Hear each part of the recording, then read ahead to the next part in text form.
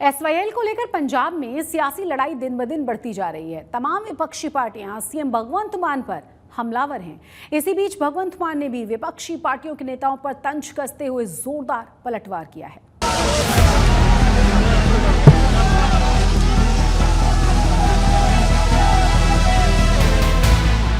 नहरों का पानी, इन सब टॉपिक पर हम लाइव डिबेट करते हैं। मैंने 1 नवंबर का दिन रखा है, किसी कॉमन प्लेस पर, किसी थिएटर में मीडिया आ जाएगा। एसवाईएल के मुद्दे पर पंजाब में सियासी तकरार बढ़ती ही जा रही है। सुप्रीम कोर्ट में पंजाब सरकार के जवाब के बाद से पक्ष विपक्ष आमने सामने आ गए हैं। विपक्षी घेराबंदी के बीच मुख्यमंत्री भगवंत मान ने एसवाईएल के मुद्दे पर विपक्षी नेताओं को खुली बहस की चुनौती दी है और इसके लिए 1 नवंबर की तारीख तय की है। व्यापार, दुकानदार, गुरु की बानी, नहरों का पानी, इन सब टॉपिक पर हम लाइव डिबेट करते हैं। मैंने 1 नवंबर का दिन रखा है, किसी कॉमन प्लेस पर, किसी थिएटर में मीडिया आ जाएगा और देश में पहली बार होगा कि मुख्यमंत्री खुद बुला रहा है उनको। अदरवाइज विपक्ष कहता है जी हमारे साथ डिबेट करो, मैं कहता हूं जी आइए डिबेट करिए। और उनको मैंने 20-25 दिन दे दिए तैयारी करने के लिए, क्योंकि उनको तैयारी करनी पड़ेगी, क्योंकि कोई किसी पार्टी में था, आजकल किसी और में है, तो थोड़ा उनको डाउनलोड होने में टाइम लगेगा ना। भगवंत मान के इस बयान से विपक्षी नेता और भड़क गए। चंडीगढ़ में विरोध प्रदर्शन शुरू हो गए। सोमवार को कांग्रेस और मंगलवार को अकाली दल ने चंडीगढ़ में जोरदार प्रदर्शन किया। दरअसल सीएम भगवंत मान और केजरीवाल कहते रहे हैं कि वो पंजाब का एक बूंद पानी भी दूसरे राज्यों को नहीं देंगे, लेकिन सुप्रीम कोर्ट की फटकार के बाद पंजाब सरकार ने अपने जवाब में कहा कि वो एसवाईएल बनाना चाहते हैं। इसी को लेकर विपक्षी नेता सीएम भगवंत मान पर हमलावर हो गए हैं।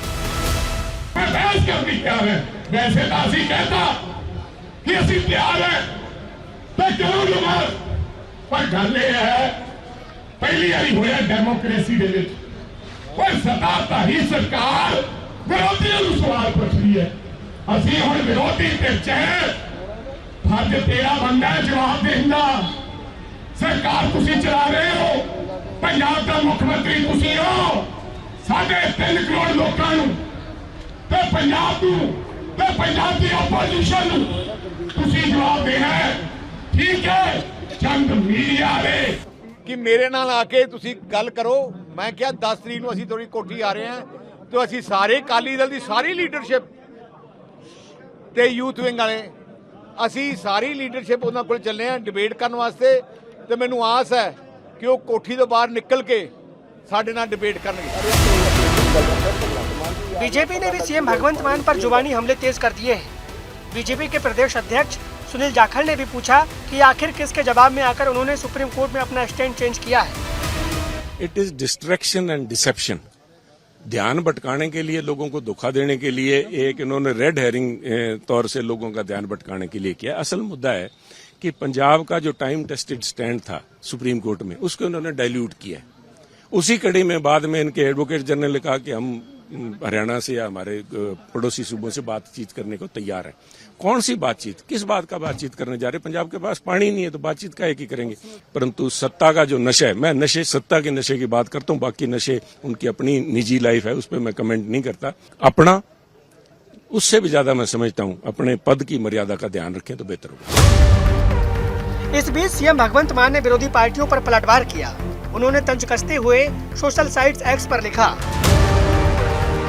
माननीय सुनील जाखड़, सुखबीर बादल, बाजवा, राजा बडिंग, कोई थोड़ी बहुत शर्म नाम की चीज घर से लेकर चलते हो या नहीं।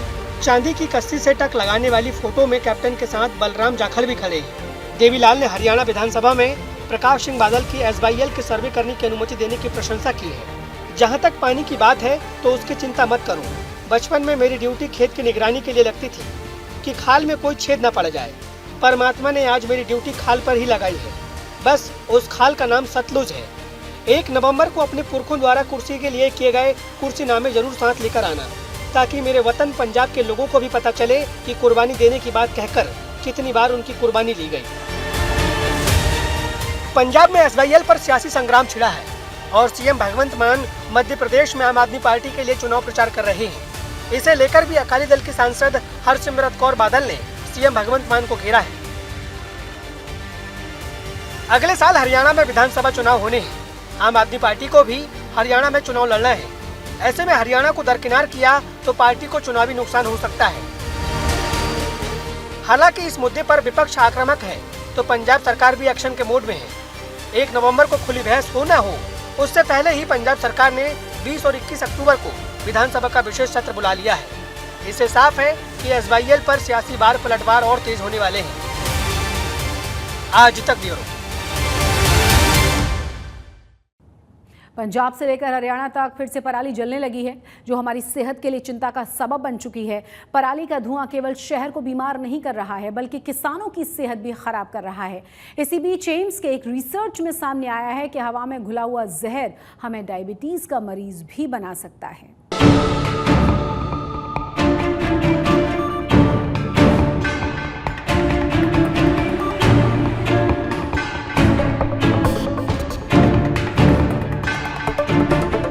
एक तरह से कहिए तो दिल्ली में सांसों पर संकट का सीजन शुरू हो चुका है। हवा की गुणवत्ता दिन ब दिन खराब हो रही है। पंजाब से लेकर हरियाणा तक पराली जलाने वाले फुल एक्शन में दिखाई दे रहे हैं। कुल मिलाकर हवा में धूल और धुएं का गुबार नजर आने लगा है और ये खराब हवा अब हमारी सेहत का हाल भी बिगाड़ने लगी है। सरकार अलर्ट मोड में है, लेकिन नियमों को ताक पर रखने वालों की भी कमी नहीं। डॉक्टर बार बार चेता चुके हैं कि प्रदूषित हवा बीमारियों का घर है। तमाम लोग प्रदूषित हवा की वजह से या तो बीमार हो रहे हैं या फिर खराब हवा ने उनकी बीमारी को और बढ़ा दिया है। लेकिन एक ताज़ा रिसर्च ने प्रदूषित हवा से परेशान लोगों की चिंताएं और बढ़ा दी हैं। दिल्ली और चेन्नई में हुए एक रिसर्च में पाया गया कि वायु प्रदूषण अब शुगर की बीमारी की वजह भी बन रहा है। एयर पोल्यूशन एक रिस्क फैक्टर है और इसको लिंक किया गया है सीधे मेटाबॉलिक सिंड्रोम से। मेटाबॉलिक सिंड्रोम की वजह से इंसुलिन रेजिस्टेंस होती है, जो बाद में डायबिटीज के अंदर रिजल्ट करती है। एम्स की स्टडी की माने तो PM 2.5 के बढ़ते स्तर की वजह से न केवल लोगों का फास्टिंग शुगर बढ़ रहा है, बल्कि इसकी ज्यादा मात्रा मधुमेह के खतरे को और भी ज्यादा बढ़ा रही है। एम्स की रिसर्च के मुताबिक हवा में सालाना 10 माइक्रोग्राम प्रति क्यूबिक मीटर PM 2.5 बढ़ने से शुगर का खतरा 1.22 गुना बढ़ जाता है, जबकि दिल्ली में PM 2.5 का स्तर सालाना 101 माइक्रोग्राम प्रति क्यूबिक मीटर के करीब है। इस PPM या एयर पोल्यूशन की वजह से एंडोथेलियल डिसफंक्शन होता है, क्योंकि इनकी वजह से डिसरेगुलेशन होता है विसरल फैट का और इसका सीधा असर जाता है लीवर की इंसुलिन बनाने की क्षमता के अंदर, जो इंसुलिन रेजिस्टेंस को जन्म देता है और जिसकी इंसुलिन रेजिस्टेंस की वजह से टाइप 2 डायबिटीज फैलती है। हमें पता है कि टाइप 2 डायबिटीज एक जेनेटिक और एनवायरमेंटल फैक्टर्स की वजह से उत्पन्न होने वाली बीमारी है। सो एनवायरमेंटल फैक्टर्स में इन सभी स्टडीज के द्वारा काफी स्ट्रॉन्ग तरीके से दर्शाया गया है कि इंसुलिन रेजिस्टेंस के द्वारा टाइप 2 डायबिटीज होती है। साफ है कि खतरा गंभीर है और सरकार प्रदूषण को कम करने को लेकर तमाम कोशिशें भी कर रही है। किसानों से खेतों में पराली न जलाने की अपील की जा रही है, लेकिन हाल ये है कि खुद किसानों को नहीं पता कि पराली जलाने से उन्हें क्या क्या नुकसान होते हैं और खेतों से उठता ये धुआं शहरों तक जाकर क्या कुछ नुकसान करता है। इसमें देखा गया कि जो 75% से ज़्यादा लोग हैं वो ये देखते हैं कि जो पराली जलाने से आंखों में जलन या सांस संबंधी समस्याएं आती हैं। उसके बाद देखा गया कि जो लोग रिपोर्ट कर रहे हैं वो कर रहे हैं 32% के करीब की स्किन प्रॉब्लम आ सकती हैं। फिर इसके अलावा अगर हम देखें तो बहुत ही कम यानी कि 13% लोग ये महसूस कर रहे हैं कि इससे कार्डियोवैस्कुलर डिजीज़ या रिस्क है, यानी कि दिल संबंधित समस्याएं भी हो सकते हैं। अगर हम बात करें ग्लोबल बर्डन ऑफ डिजीज़ की तो air pollution is a major risk factor, यानी कि 77% जो रिस्क हैं वो कार्डियोवैस्कुलर डिजीज़ के हैं, वो स्ट्रोक के हैं, वो कैंसर के हैं। लेकिन ये जो जानकारी है ये फार्मर को अभी नहीं है। पराली के नुकसानों को लेकर PGI चंडीगढ़ और गुरु जम्भेश्वर यूनिवर्सिटी ने एक रिसर्च की जिसमें चौंकाने वाले नतीजे सामने आए। ऐसा नहीं है कि साफ हवा के स्टैंडर्ड तय नहीं है और ऐसा भी नहीं है कि इन मानकों के बारे में लोगों को पता नहीं है, लेकिन हवा को साफ करने के लिए जो कुछ किया जाना चाहिए वो नहीं हो रहा और यही वजह है कि दिन पर दिन यह खराब हवा हमारी आपकी सेहत खराब कर रही है। जो बात अब तक सांसों की बीमारियों तक मौजूद थी वो अब शुगर के मर्ज तक जा पहुंची है। तकरीबन 1800 से ज़्यादा पंजाब की अनाज मंडियों में किसान धान लेकर पहुंचने लगे हैं, लेकिन मंडियों में आड़ती हड़ताल पर चले गए हैं, जिससे किसानों को काफ़ी परेशानियों का सामना करना पड़ रहा है। ऐसे में किसान अपना अनाज वाला ट्रैक्टर भरकर हरियाणा ले जाने के लिए मजबूर हैं।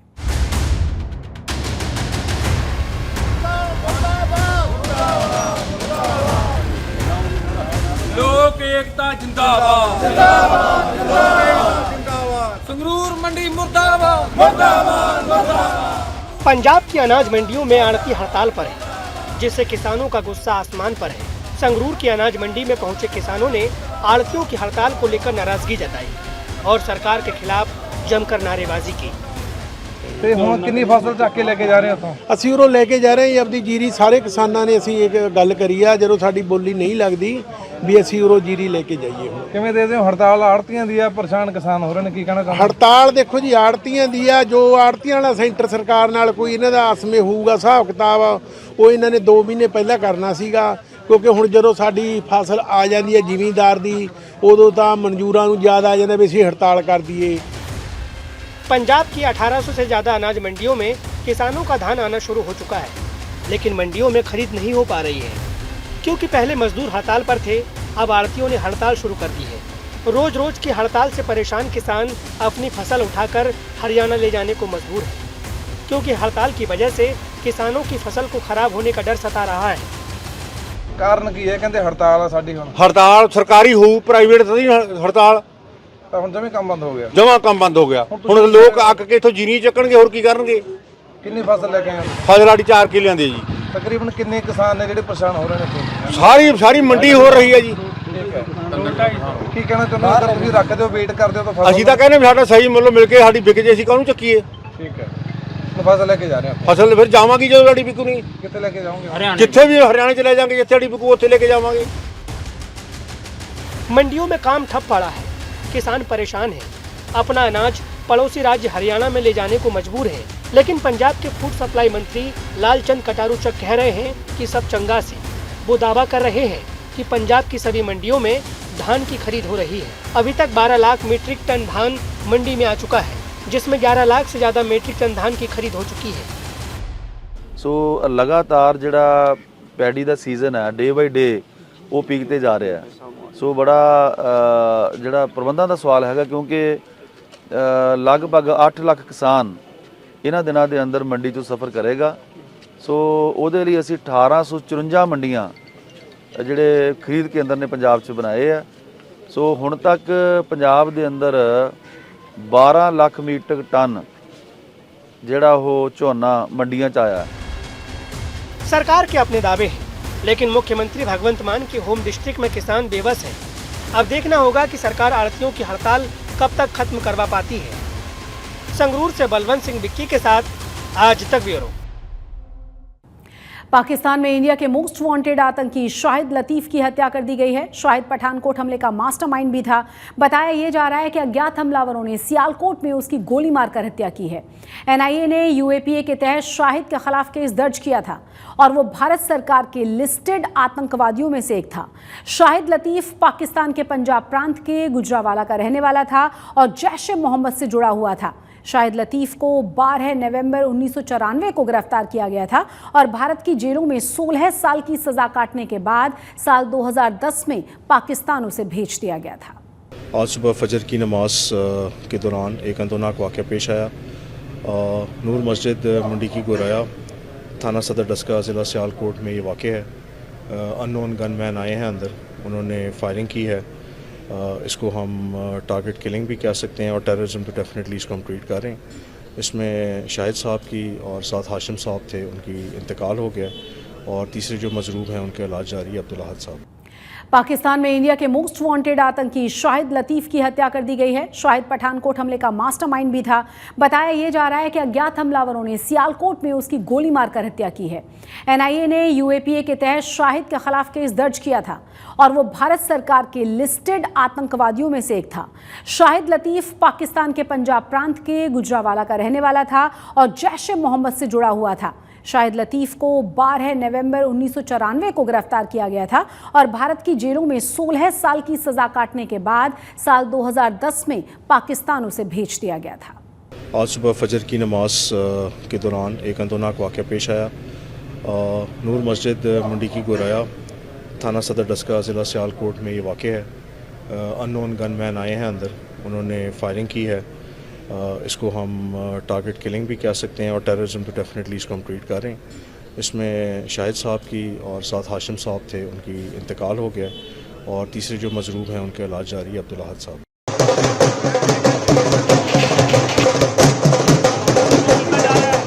ये जश्न है जीत का, ये जश्न है गोल्ड मेडल का, ये जश्न है टिकट टू ओलंपिक का, ये जश्न है हॉकी में चकदे का। तस्वीरें अमृतसर एयरपोर्ट की है, जहां एशियन गेम्स में गोल्ड मेडल जीतने के बाद पदक वीरों का स्वागत ढोल ताशे के साथ किया गया। पदक वीरों को फूलों की माला पहनाई गई। इस मौके पर डिप्टी कमिश्नर अमित तालवाड़, लोकसभा सांसद गुरजीत सिंह औजला, विधायक अजय गुप्ता, पुलिस कमिश्नर नौनिहाल समेत कई सारी हस्तियां मौजूद थी। सभी ने हॉकी की दुनिया में 72 साल पुराना रिकॉर्ड तोड़ने वाले खिलाड़ियों को बधाई दी। एशियन से हॉकी खेल कर हमारी जो हॉकी की टीम है गोल्ड मेडल लेके आई है और ये देश को बता दिया कि पंजाब में कितनी ताकत है। 10 के करीब पंजाब के प्लेयर खेल रहे हैं, हरियाणा के प्लेयर 3 है, 13 ये पंजाब के प्लेयर खेल रहे हैं। जब से हॉकी में पंजाब को ज़्यादा नुमाइंदगी मिली है तब से मेडल आने शुरू हो गए हैं। हॉकी हमारी नेशनल गेम है और इसमें और आगे बढ़े, कॉमनवेल्थ हो, चाहे ओलंपिक हो, चाहे एशियन हो, सब में मेडल आ रहे हैं। और सबसे बड़ी बात है कि सबसे ज़्यादा गोल भी इन्होंने किए हैं। बहुत खुशी की गल है, देश का नाम रोशन किया है।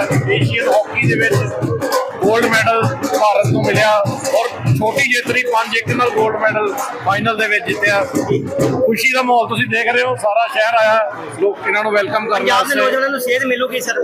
देखो बिल्कुल जिहड़ा स्पोर्ट्स जिहड़ा आ वो इहदा ड्रग्स दा तोड़ आ। भारत ने फाइनल में जापान को 5-1 से हराकर चौथी बार एशियन गेम्स में गोल्ड मेडल जीता है। कमाल की बात तो ये है कि गोल्ड जीतने वाली भारतीय हॉकी टीम में कप्तान हरमनप्रीत सिंह समेत कुल 10 खिलाड़ी पंजाब से थे, जिन्हें पंजाब सरकार की तरफ से 1-1 करोड़ का इनाम दिया जाएगा। ओलंपिक ਲਈ ਕੁਆਲੀਫਾਈ ਕਰ ਚੁੱਕੇ ਹਾਂ ਔਰ ਬਹੁਤ ਹੀ ਉਹਦੇ ਵਿੱਚ ਮਿਹਨਤ ਕਰਨ ਦੀ ਸਾਨੂੰ ਹਾਰਡ ਵਰਕ ਕਰਨ ਦੀ ਬਹੁਤ ਲੋੜ ਆ। ਜੋ ਵੀ ਇੰਪਰੂਵਮੈਂਟਸ ਅਸੀਂ ਇਸ ਤੋਂ ਲਰਨ ਕਰਾਂਗੇ ਔਰ ਅੱਗੇ ਅਪਲਾਈ ਕਰਾਂਗੇ ਕਿ ਜਿਹੜੇ ਵੀ ਨੌਜਵਾਨ ਹੁਣ ਆ ਰਹੇ ਆ ਉਹਨਾਂ ਨੂੰ ਅਸੀਂ ਹਾਕੀ ਮਤਲਬ ਕਿ ਟੋਟਲ ਕੋਈ ਗੇਮਸ ਦੇ ਵੱਲ ਅਸੀਂ ਤੋਰ ਕੀਏ। ਪੀਐਮ ਨਾਲ ਮੁਲਾਕਾਤ ਹੋਈ ਸੀ ਕੀ ਕੁਝ ਸਰ ਬਹੁਤ ਅੱਛਾ ਫੀਲ ਹੋਇਆ क्योंकि सर एक देश ਦਾ पीएम ਸੀ ਸਰ ਤੇ ਉਹ ਤੁਹਾਡੇ ਕੋਲ ਆ ਰਹੇ ਆ ਤੇ ਤੁਹਾਡੇ ਨਾਲ ਗੱਲ ਕਰ ਰਹੇ ਆ ਸਰ ਤੇ ਕਾਫੀ ਅੱਛਾ ਫੀਲ ਹੋਇਆ। हॉकी का ये गोल्ड मेडल कई मायनों में बेहद खास है, क्योंकि इस जीत के साथ ही अगले साल पेरिस में होने वाले ओलंपिक खेलों में टीम इंडिया को एंट्री का ग्रीन सिग्नल भी मिल गया है। अगर ये गोल्ड मेडल टीम इंडिया नहीं जीतती तो उसे ओलंपिक में हिस्सा लेने के लिए क्वालिफाइंग दौर से गुजरना पड़ता और ये राह आसान नहीं होती है। अमृतसर से अमित शर्मा के साथ आज तक ब्यूरो। अब बात गतका नेशनल चैंपियनशिप की। राजधानी दिल्ली में गतका नेशनल चैंपियनशिप का आयोजन किया गया। गतका एक पारंपरिक सिख मार्शल आर्ट फॉर्म है जो युद्ध की एक कला के तौर पर विकसित हुई। इसमें योद्धा पारंपरिक कपड़ों में ढाल और तलवार के साथ पारंपरिक युद्ध कौशल गतका का प्रदर्शन करते हैं। इसके अलावा सिखों के धार्मिक और सांस्कृतिक उत्सवों में भी गतका और उससे जुड़े करतब दिखाए जाते रहे हैं।